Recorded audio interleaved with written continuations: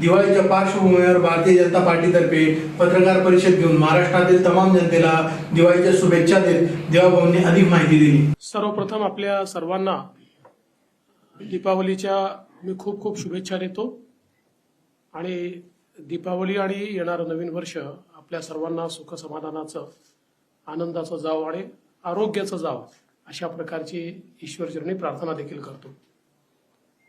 आज अतिशय आनंदाची गोष्ट आहे की रवी राजा यांच्यासारखा एक मातब्बर नेता, ज्यांनी महानगरपालिकेमध्ये काँग्रेसचे नेते म्हणून महानगरपालिका गाजवली, मावळत्या महानगरपालिकेचे विरोधी पक्ष नेते म्हणून एक प्रचंड आक्रमक अशा प्रकारची भूमिका ही रविराजांनी मांडली।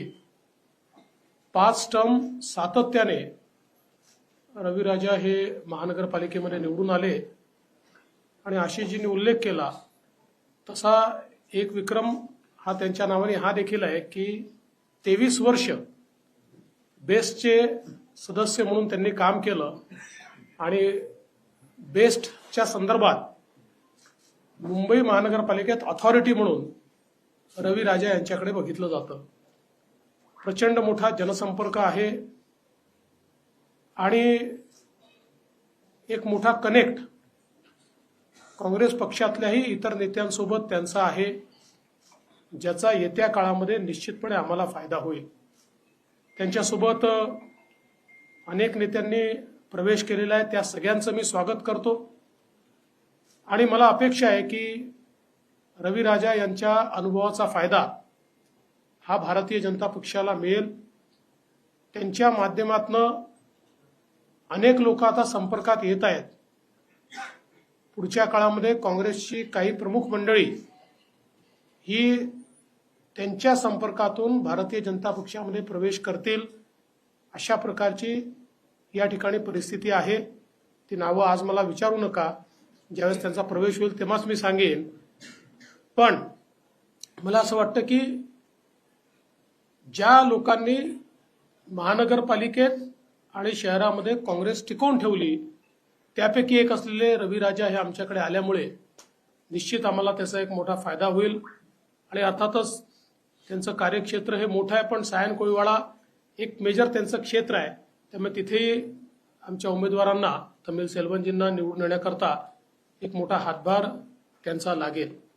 यासोबत बाबू दरेकरजी जे उपविभाग प्रमुख आहेत ते या ठिकाणी उबाठा सेनेतून भारतीय जनता पक्षामध्ये त्यांनी देखील प्रवेश केला आहे आणि निश्चित त्यांच्या प्रवेशामुळे घाटकोपरमध्ये आमच्या भारतीय जनता पक्षाला ताकद मिळेल, आमच्या उमेदवारांना त्याचा फायदा मिळेल।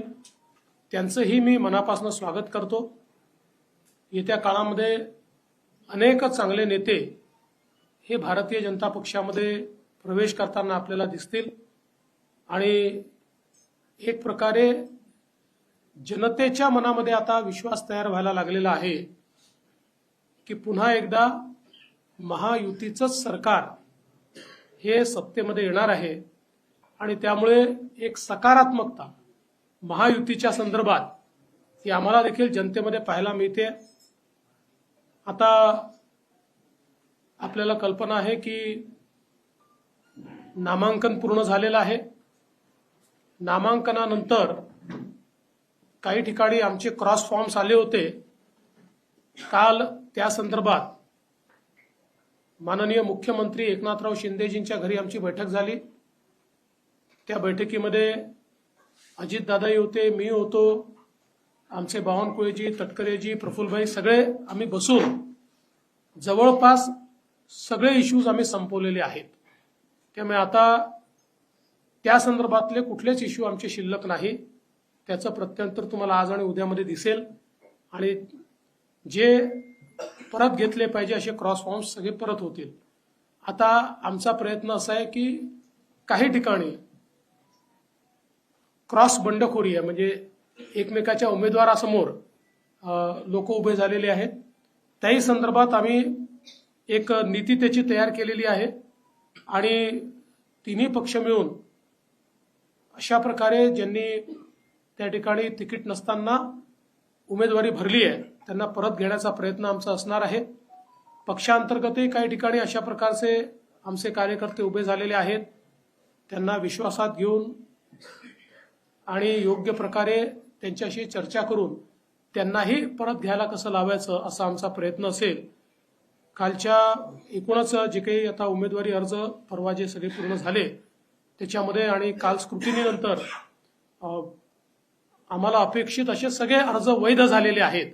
त्यामुळे आता मला असं वाटतं की दिवाळी 2 दिवस आहे, त्यानंतर साधारण 4-5 तारखेनंतर जोराने प्रचार सुरू होईल.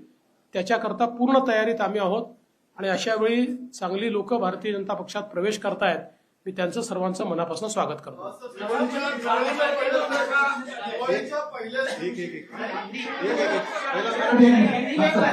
पहिले मराठी मग हिंदी.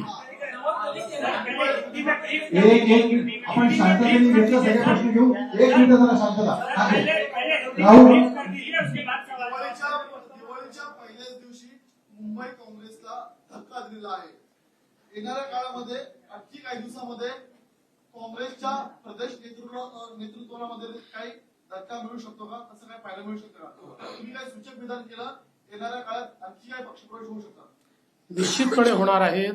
काही चांगले पक्षप्रवेश हे अजून भारतीय जनता पक्षामध्ये होऊ शकतात. तुम्ही त्याची वाट पहा, आज मला विचारू नका.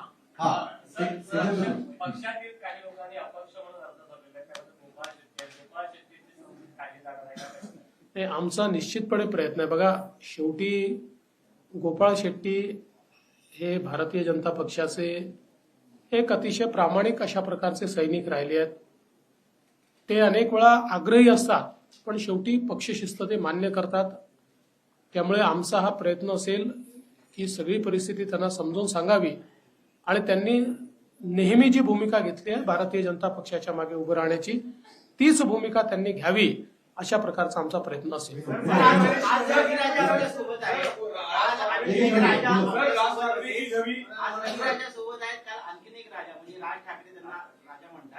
ते सुद्धा सोबत होते. ते म्हणाले की लवकरच महाविकास आघाडी नाही तर महायुतीचं आणि भाजपचं सरकार आहे, भाजपचाच मुख्यमंत्री होईल. इशारा तुमच्याकडे होता, कसं पाहता? असं आहे, मी त्यांचा आभारी आहे. त्यांच्या शुभेच्छा मी या ठिकाणी आभाराने स्वीकारतो. पण महायुतीचं सरकार येणार, भाजपचं नाही, आणि महायुतीचा मुख्यमंत्री होणार ही काळ्या दगडावरची पांढरी रेख. विधानसभेमध्ये आपण जर पाहिलं तर सरदार सरवंतर यांनी फॉर्म महायुतीतून भरलेला आहे. तर तिकडे अमित ठाकरे सुद्धा उभे आहेत. भाजप म्हणते की अमित ठाकरे मदत करणार, मग महायुतीला त्या उमेदवाराला मदत. असं आहे, अजून आमची सगळी बोलणी चाललेली आहे. सीएम साहेब, राज ठाकरेजी, मी आहे, आशिष शेलारजी आहे.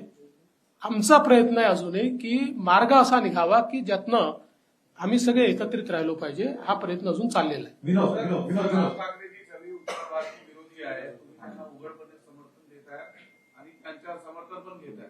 त्यामुळे भाजप उत्तर भारतीय वोट भाजपवर नाराज होणार नाही का? एक. आणि दुसरं, तर तुम्ही कोऑर्डिनेशन कमिटी बनवली होती तरी पण महायुतीमध्ये बंडखोरी का झाली?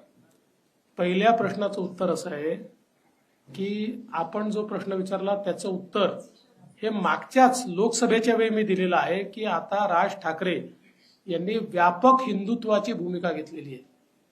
बघा, क्षेत्रीय अस्मिता जी असते हिला भाजपचं नेहमीच समर्थन राहिलं आहे, पण त्याच्यासोबत क्षेत्रीय अस्मितेसोबत एक राष्ट्रीय अस्मिता आहे, तिचा स्वीकार होणं हे महत्वाचं असतं. ती राष्ट्रीय अस्मिता म्हणजेच हिंदुत्व हे राज ठाकरेंनी स्वीकारलेलं आहे आणि म्हणून मला याच्यामध्ये कुठलाच प्रश्न वाटत नाही. दुसरं काय विचारलं तुम्ही? नाही, ते ठीक आहे. अरे बाबा, कोऑर्डिनेशन कमिटीने जर लोक बसले असते तर कोऑर्डिनेशन कमिट्याच तयार केल्या असत्या. कोऑर्डिनेशन कमिटी एक विषय असतो. आता तुम्ही मला सांगा की 288 मतदारसंघात 8-10 मतदारसंघामध्ये प्रॉब्लेम झाले, म्हणजे किती कोऑर्डिनेशन झालं बघा ना. त्यांचं तर अजून समजलंच नाहीये महाविकास आघाडीचं नेमकं काय झालंय. तुम्हाला कळलंय का? कळलं असेल तर मला नंतर समजावून सांगा. पहला पटाखा आपने यहाँ सुबह सुबह जलाया है, क्या ये लगातार चुनाव तक रहेगा क्या? पहला। दूसरा सवाल ये है कि जिस तरीके बगावती तेवर अलग अलग जगहों पर दिख रहे हैं, उसके लिए बीजेपी और महायुति कितना प्रयत्न कर रही? कल रात में आपकी मीटिंग भी हुई। मुझे इस बात की बहुत खुशी है कि कांग्रेस पार्टी के 5 बार कॉरपोरेटर रहे और विपक्ष के नेता रहे ऐसे एक बहुत ही कद्दावर नेता रवि राजा जी ने आज भारतीय जनता पार्टी में प्रवेश किया है।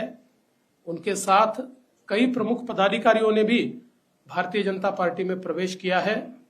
मैं रवि राजा जी का बहुत स्वागत करता हूं, उनके साथ आए सभी पदाधिकारियों का स्वागत करता हूं। साथ में उबाठा सेना से बाबू दरेकर जी ने भी प्रवेश किया है, मैं उनका भी बहुत बहुत स्वागत करता हूं। और ऐसे पटाखे चलते ही रहेंगे। जो आपने सवाल किया उस पर मैं इतना ही कहना चाहता हूं, अभी रवि राजा जी के ही संपर्क में कई लोग हैं जिनसे उन्होंने मेरी बात करवाई है, जिनमें से कुछ लोग बहुत प्रमुख लोग हैं। ऐसे लोग भी और अन्य लोग भी आने वाले दिनों में बीजेपी में आते हुए आपको दिखाई पड़ेंगे। विनय, और जहां तक बागियों का सवाल है, तीनों पार्टियों ने बैठकर जहां क्रॉस फॉर्म आए थे उस पर हम लोगों ने जो प्रॉब्लम है उसको सॉल्व किया है। अब बागियों के ऊपर भी प्रयास चल रहा है। मुझे विश्वास है कि हम लोग सबको मना लेंगे और फॉर्म वापस लेंगे। पटाखों की बात हुई, इसके लिए हमारे पटाखे पर्यावरण पूरक होंगे। विनय, विनय, विनय, विनय, विनय, एक मिनिट।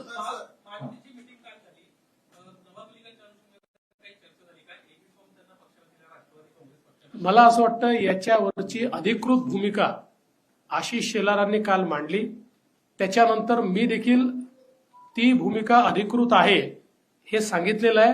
त्यामुळे आता याच्यावर पुन्हा पुन्हा चर्चा करून काही फायदा नाही।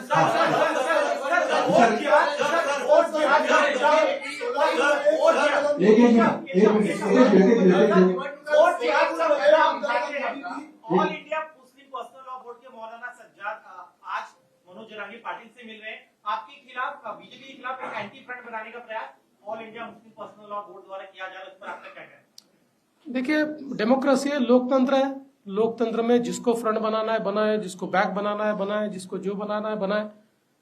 सवाल ये उठता है कि महाराष्ट्र की जनता किसका साथ देने वाली है। मुझे पूरा विश्वास है कि महाराष्ट्र की जनता ने महायुति को समर्थन देने का तय किया है।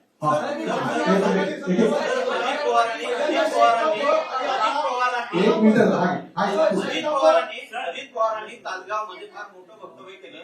कथित सिंचन घोटाळ्याप्रकरणी त्यांनी आर पाटील यांनी माझा केसाने गळा कापला असं वक्तव्य केलं। मोठा गौप्यस्फोट आहे। ती फाईल तुमच्याकडे आली होती काय? असं आहे, या संदर्भात मी कालच सांगितलेलं आहे आणि ही फाईल कुठली गोपनीय फाईल नाही, माहितीच्या अधिकारात देता येते अशा प्रकारची फाईल आहे। त्यामुळे तुम्हाला काय इंटरेस्ट असेल तर तुम्ही देखील मागून घ्या, पण आता वारंवार तो प्रश्न कशाला। आता आर पाटील हे हयातीत नाहीत, त्यामुळे त्याच्यावर फार बोलणं योग्य नाही। मला असं वाटतं त्या संदर्भात काल मी उत्तर दिलेलं आहे। कि भारतीय जनता पार्टी ने नवाब मलिक को अपने से अलग कर लिया था, एनसीपी ने भी अलग कर लिया था। निश्चित रूप से उनकी मुलाकातें होती थी, लेकिन जिस प्रकार से नवाब मलिक को कैंडिडेचर दिया गया है, आने वाले दिनों में सरकार बनती है तो क्या नवाब मलिक को आप सरकार में शामिल करेंगे? क्योंकि वो तो एनसीपी। अरे भाई, हम तो उनका प्रचार ही नहीं करने वाले, तो कहां से सरकार में शामिल करेंगे। हमने हमारी अधिकृत भूमिका कल बता दी है कि हम लोग उनका प्रचार नहीं करेंगे।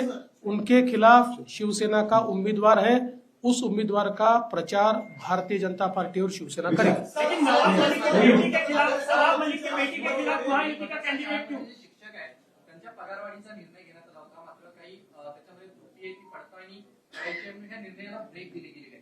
काय नेमकी याच्यामध्ये सविस्तर माहिती?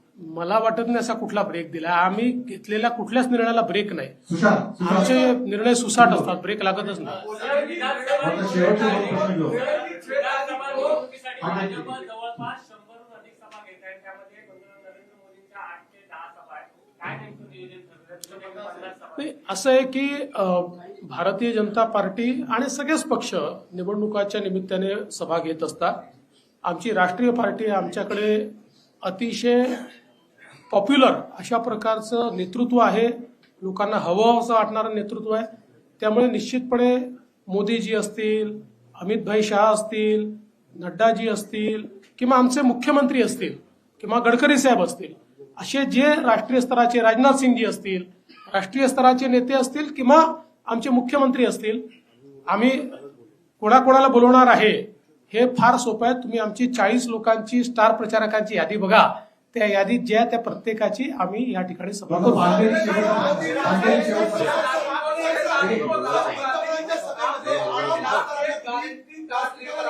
क्या? 6 तारीख को राहुल गांधी मुंबई में गारंटी कार्ड लॉन्च कर रहे हैं और महायुति को के गारंटी कार्ड जो भी है जो योजनाएं चल रही है उसके ऊपर सीट करके एक्स्ट्रा बहुत सारी चीजें लेकर ऐसा कांग्रेस दावा कर रही है.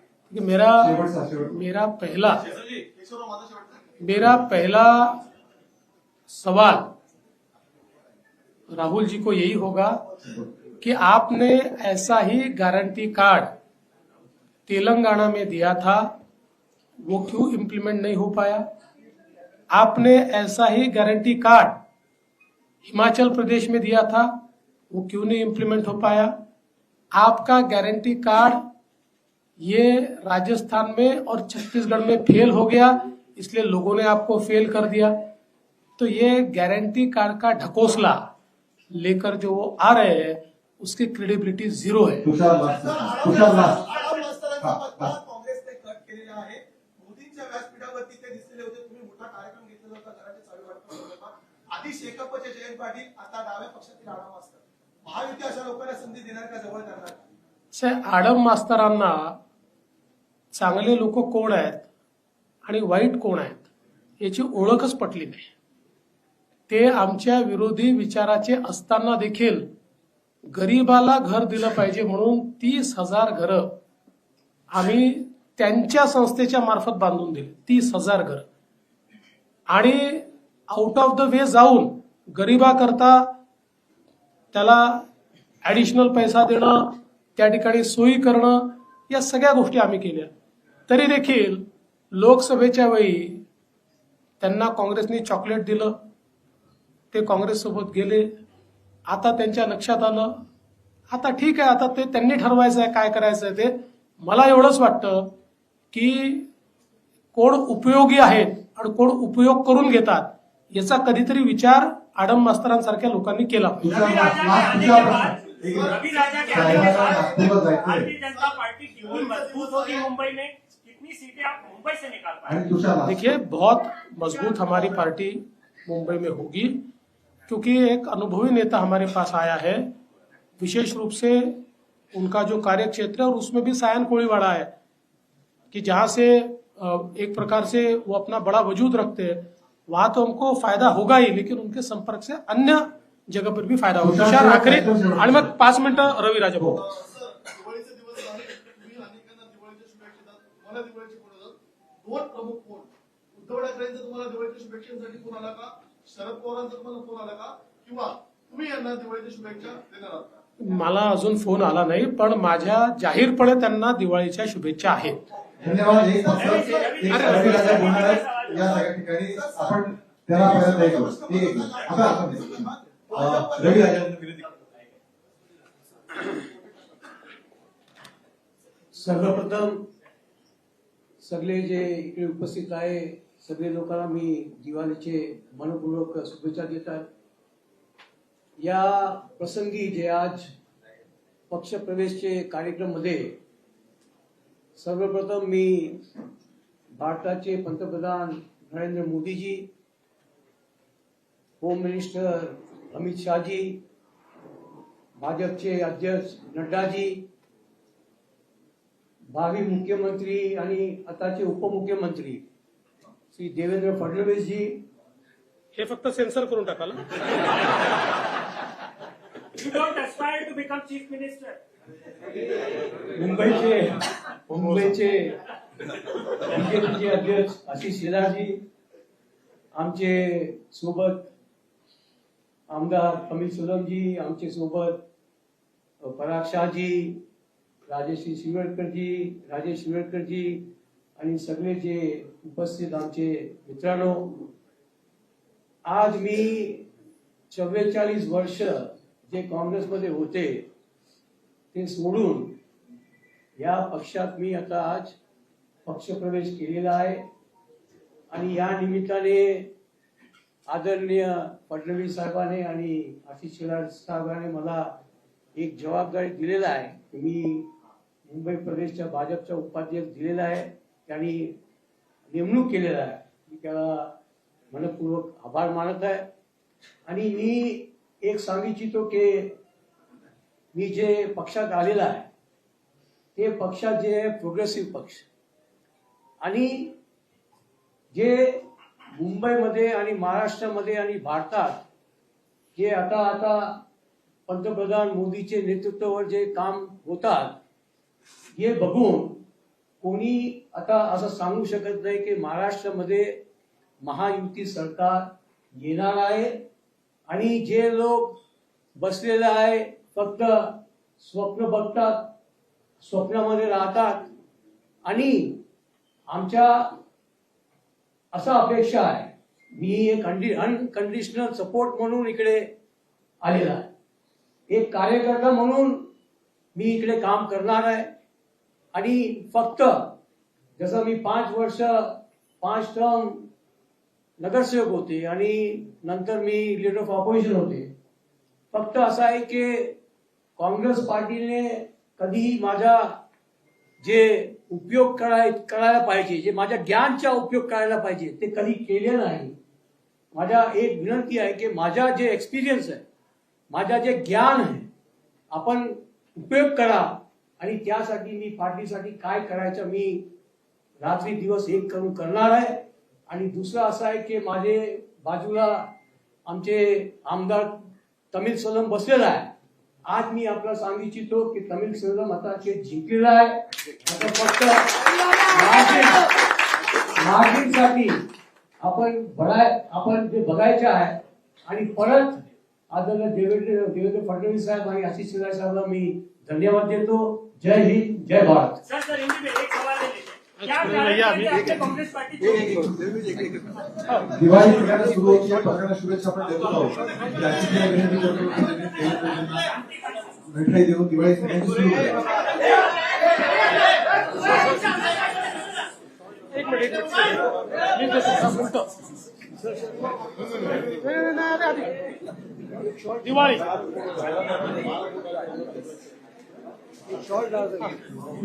सर्वांना दिवाळीच्या शुभेच्छा.